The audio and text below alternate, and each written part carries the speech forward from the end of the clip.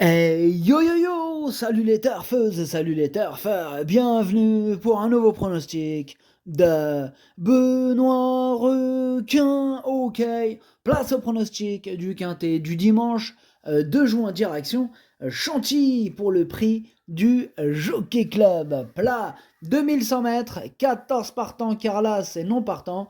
Réunion 1, course 5, indice de confiance 2 sur 5. Petit retour sur les quintets du vendredi 31 mai et du samedi 1er juin. Vendredi, dans mon pronostic, je vous ai donné le quintet dans le désordre. Ça fait plaisir. Et samedi, c'est pour les VIP qu'on a réussi à choper le quintet dans le désordre. Mais on a aussi réussi à choper un ticket tiercé dans le désordre qui est passé ce samedi pour les VIP. Ok, c'est parti, on commence le pronostic et on commence avec le numéro 1. Et on l'a dit, il est non partant, donc on enchaîne direct sur le numéro 2, Ramadan. Et on écoute Christopher Id. Ramadan a toujours été honnête dans son comportement. La dernière fois, dans la poule d'essai des poulains, les conditions étaient spéciales. En outre, il est sûrement plus percutant sur une distance plus longue. On a remonté d'un cran au niveau de la préparation pour ce prix du Jockey Club et je pense qu'il devrait bien courir dans cette édition ouverte.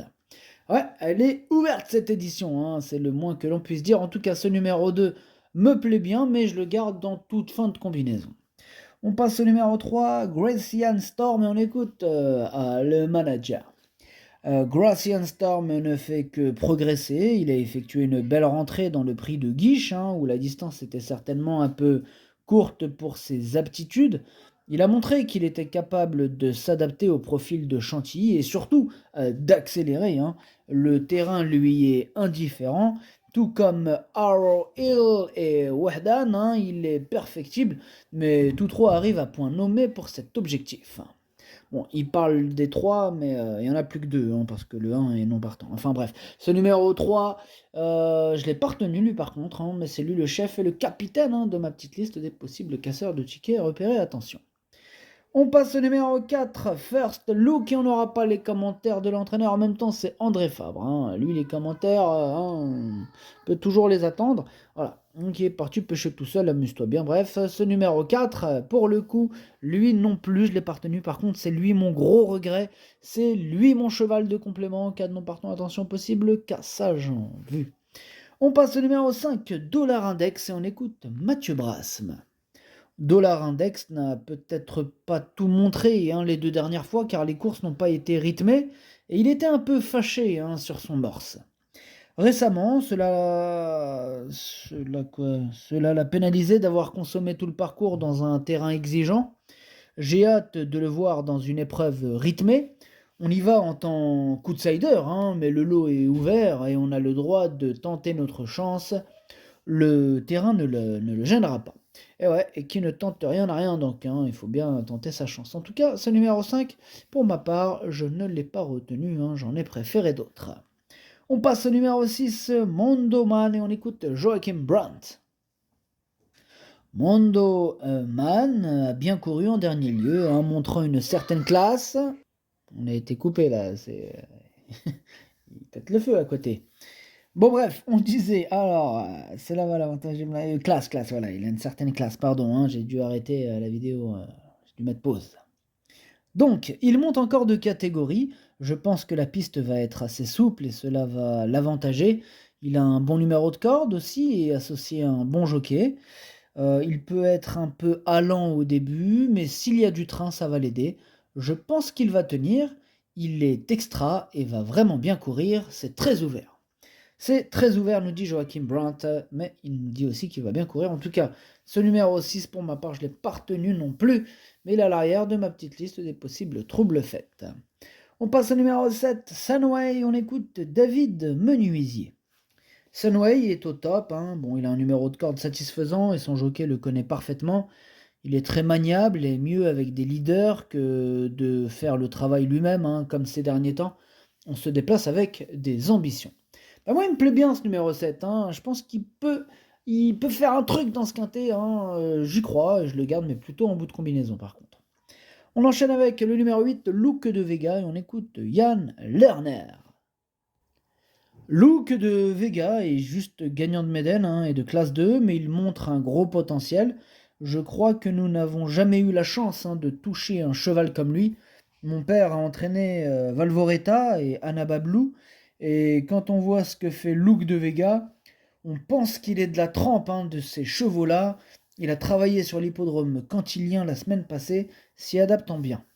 Ah, ce numéro 8, une future révélation sûrement. En tout cas, ce numéro 8, il me plaît beaucoup, j'y crois. Je pense qu'il peut en faire souffrir plus d'un sur sa route. Et je l'ai mis quatrième. On passe au numéro 9, Alcantor, et on écoute Baron Édouard de Rothschild. Hein. Baron Édouard de Rothschild. Bonjour, Baron Édouard. Oui, bonjour. Alcantor a fait sa valeur hein, dans la poule d'essai des poulains, hein, se comportant très bien. L'allongement de la distance devrait lui convenir, hein, vu ses origines. Tout a l'air de bien se présenter, c'est une course ouverte. Ok, merci, Baron Édouard de Rothschild. Hein. De Rothschild. Ouais. Enfin bref, ce numéro 9, lui aussi me plaît beaucoup. Je pense qu'il peut faire très mal, et c'est la raison pour laquelle je l'installe sur le podium à la 3e place. On passe au numéro 10, Ghost Ritter, et on écoute Cliff Cox. Ghost Ritter ne fait que de gagner en maturité. Hein. La ligne des 2000 Guinées dont il a fini quatrième s'est renforcée, notamment grâce à Rosaillon. Hein. Le derby d'Epsom étant une option, mais le profil de la piste n'est pas forcément pour lui. J'ai hâte de le voir sur 2100 mètres. Le terrain assoupli sera une inconnue, mais je pense qu'il s'en sortira. Ouais, bah, je pense aussi. En tout cas, ce numéro 10, je l'ai gardé lui aussi, et je l'ai mis exactement à la 6e place. On passe au numéro 11, Diego Velasquez, on écoute Aidan O'Brien. Diego Velasquez a bien couru dans la poule d'essai des poulains, sur une distance un peu courte. Bon, cela ne sera pas une bonne chose que le terrain soit trop souple car il a de la vitesse et son action est celle d'un cheval de bon terrain. Bon, malgré ses réticences concernant le terrain, je l'ai tout de même gardé et je l'ai mis 5e, hein, attention à lui, malgré l'état du terrain. On passe au numéro 12, Arrow Eagle, et on écoute le manager. Arrow Eagle est encore très perfectible, hein, il ne ressemble pas du tout à son frère, Ace Impact tant physiquement hein, que mentalement.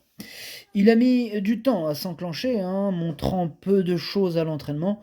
L'épreuve semble particulièrement ouverte cette année, mais il a bien travaillé sur la montante, hein, raison pour laquelle on ose l'aligner dimanche.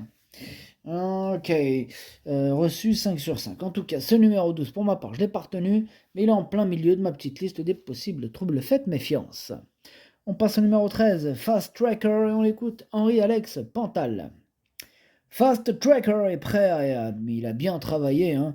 Il aurait pu débuter à 2 ans, mais nous avons pris notre temps, hein, d'autant qu'il a une peau fragile et que nous avons été contrariés hein, en raison de l'humidité en fin d'année. Il a donc débuté à Cagnes, hein, où le climat était plus agréable. Il est arrivé à maturité et il est facile à monter. Il reste sur 2 succès en terrain lourd, donc cela ne sera pas un souci. Eh ben, merci Henri-Alex Pantal pour ce commentaire. En tout cas, ce numéro 13, je lui vois une première chance, une toute première chance, et je le mets 2e, hein, il peut même gagner. On passe au numéro 14, c'est Atlas, et on écoute Pierre-Yves Bureau. Atlas, il a effectué une bonne rentrée dans le prix La Force, hein, confirmant tout le bien que l'on pensait de lui. Ensuite, il a visiblement connu un jour sans dans le prix de Guiche. Il est bien et le terrain bien souple ne devrait pas le gêner. Si on retrouve le Atlas du prix de la Force, il aura une très bonne chance. Ouais, si on le retrouve. En tout cas, moi pour ma part, hein, je l'ai pas retenu, ce numéro 14, on ne peut pas tous les retenir. De toute façon, il faut bien faire un choix, et oui. Voilà, c'est un regret, c'est mon 2e cheval de complément car nous partons, attention. Et on termine avec le numéro 15, Sosie, on écoute Pierre-Yves Bureau. Alors Sosie, c'est un grand poulain et sa rentrée dans le prix de Ferrières se trouvait à une période où il n'était pas simple de recourir avant le prix du Jockey Club. André Fabre a fait le choix de le faire travailler à Saint-Cloud. Il devrait être très compétitif. très compétitif. Eh ben, ça tombe bien, ce numéro 15, c'est bien sûr lui mon préféré, c'est une première chance, hein. Énorme oui, hein, pour ce numéro 15.